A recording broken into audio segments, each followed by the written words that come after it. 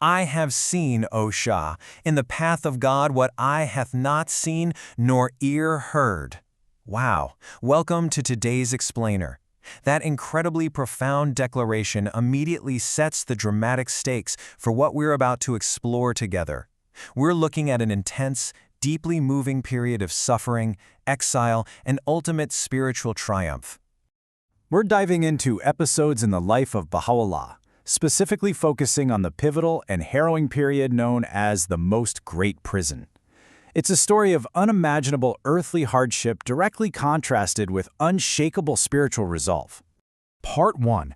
Exile to the Desolate City. This journey of hardship maps out a truly devastating timeline. In the past, Bahá'u'lláh was subjected to heavy chains and fetters in Tehran. Fast forward to the present of this text, and there is a sudden forced banishment from Adrianopolis. And where is it leading? Ere long, meaning very soon, to a calculated imprisonment in the city of Akká. And let me tell you, this destination was unimaginably grim. The authorities deliberately chose Akká because it was quite literally the most desolate of cities. It was unsightly, the climate was absolutely detestable, and it had the foulest water you could possibly imagine. They even called it the metropolis of the owl. It was a place entirely engineered to break people, stripping the exiles of every single worldly comfort.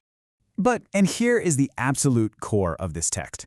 The response to this threat is just stunning. Listen to this. By God, though weariness lay me low and hunger consume me, and the bare rock be my bed, I will not complain. I mean, facing starvation and a bed of bare rock with that kind of absolute patient endurance, it's simply incredible. Part 2. The Most Great Prison. There is such a massive contrast here between the physical reality and the divine perspective. On one hand, you have the worldly experience, closed doors of comfort, bare rocks, heavy chains, and just legions of agonizing sorrow. But on the other hand, spiritually, the text describes being welcomed by banners of light and the voice of the Spirit. Despite the horrific, torturous conditions, Bahá'u'lláh designated this extremely grim spot as the Most Great Prison. To really wrap our heads around the weight of this, we have to realize the suffering wasn't just on some grand geographical scale. It was microscopic. It seeped into every single second of the day. The source paints this vivid picture of countless afflictions massing behind the door every morning. A heart torn with pure agony every single night. Imagine a fresh affliction served with every piece of broken bread, and a deep bitterness mixed with every drop of water drank. The cruelty was absolutely relentless. Part 3. The Ultimate Sacrifice. Now, inside those prison walls, the story reaches an unimaginable point of personal loss. We learn about the purest branch, a deeply devoted son. He had been afflicted from birth through constant separation and was cast into this brutal prison simply for his beliefs. He served tirelessly right alongside his father until he ultimately fell on the dust of the Most Great Prison, literally losing his life to this exile. And the response to this loss? It's devastating, yet deeply transcendent. Bahá'u'lláh writes, "Thereupon I offered him up, O my God, as a sacrifice in thy path."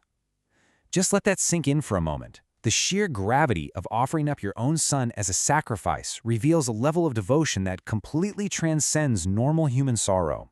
Make no mistake, this wasn't just a quiet, localized tragedy. The text emphasizes that this profound trial caused the kindreds of the earth to wail, and even going beyond the physical world, it caused the concourse on high to lament.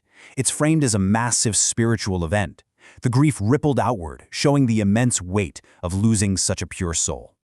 Part 4. Constancy in the cause.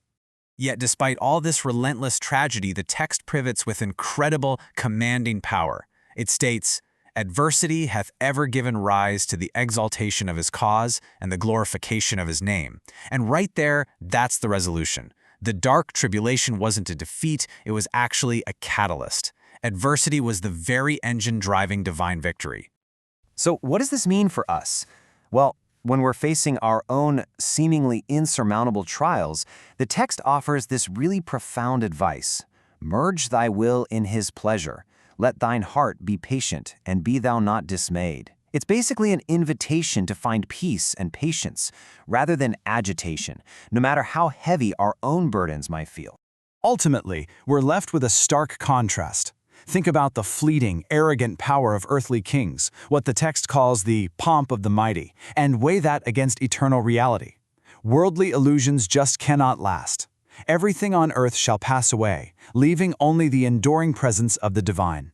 Which leaves us with this final, truly provocative question straight from the text. Shall either the pomp of the mighty or the wretchedness of the abased endure? It challenges everything we think we know about power, suffering, and what actually lasts.